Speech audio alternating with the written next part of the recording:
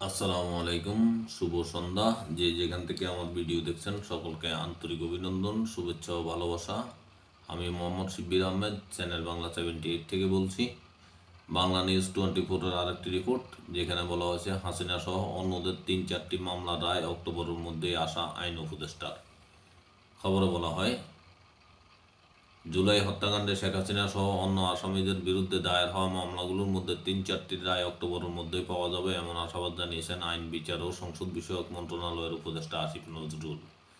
মঙ্গলবার 11 ফেব্রুয়ারি সচিবালয়ে আইন মন্ত্রণালয়ের সম্মেলন কক্ষে তিনি সাংবাদিকদের এই আশাবাদের কথা জানান।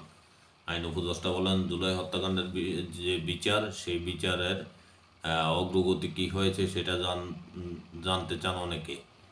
একটি কমন অভিযোগ হলো, আন্তর্জাতিক অপরাধ আদালতে জুলাই হত্যাকাণ্ডের সংক্রান্ত যে মামলাগুলো হয়েছে সেগুলো দৃশ্যমান কোনো অগ্রগতি হচ্ছে না। এই ধরনের অসন্তুষ্টির কথা অনেকে বলেন। আমরা তাদের প্রতি শ্রদ্ধা জানিয়ে বলছি, আন্তর্জাতিক ট্রাইব্যুনাল আইন সংশোধন এবং আন্তর্জাতিক অপরাধ ট্রাইব্যুনাল গঠিত হওয়ার পর এরই মধ্যে এ আদালতে বিচারের যথেষ্ট অগ্রগতি সাধিত হয়েছে। তিনি বলেন, আদালতে পুরোপুরিভাবে কার্যক্রম শুরু করেছে 4 মাস আগে। এর মধ্যে আদালতে 300টির বেশি অভিযোগ দায়ের করা হয়েছে। আমাদের প্রসিকিউশন টিম যাচাই বাছাই করে 16টি মামলা দায়ের করেছে আনুষ্ঠানিকভাবে। এই 16টি মামলার মধ্যে 4টির তদন্ত কাজ এই মাসের মধ্যেই শেষ হবে বলে আমরা আশা করি। এরপর চার্জশিট গঠনের মাধ্যমে আনুষ্ঠানিকভাবে বিচার কাজ শুরু হবে।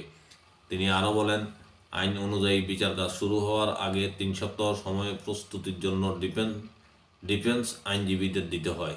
আমরা আশা করছি এই 3 সপ্তাহ সময় অতিবাহিত হলেও আনুষ্ঠানিকভাবে সাক্ষ্য গ্রহণের যে প্রক্রিয়া, সেটি আপনারা খুব ঘন ঘন দেখবেন।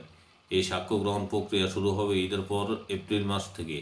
আসিফ নজরুল বলেন, আদালতে আন্তর্জাতিক অপরাধ আদালত অব্যাহতভাবে শুনানি হয় বলে সব মামলার রায় পরবর্তী 4 থেকে 6 মাসের মধ্যে, অর্থাৎ এপ্রিল থেকে শুরু করে পরবর্তী 4 থেকে 6 মাসের মধ্যে হবে বলে আশা করি।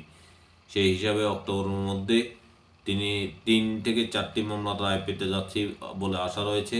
এসব মামলায় সাবেক প্রধানমন্ত্রী শেখ হাসিনা সহ আওয়ামী লীগের শীর্ষস্থানীয় নেতা, শীর্ষস্থানীয় পুলিশ ও প্রশাসনিক কর্মকর্তারা আসামি হিসেবে রয়েছেন। এই ছিল সংবাদ।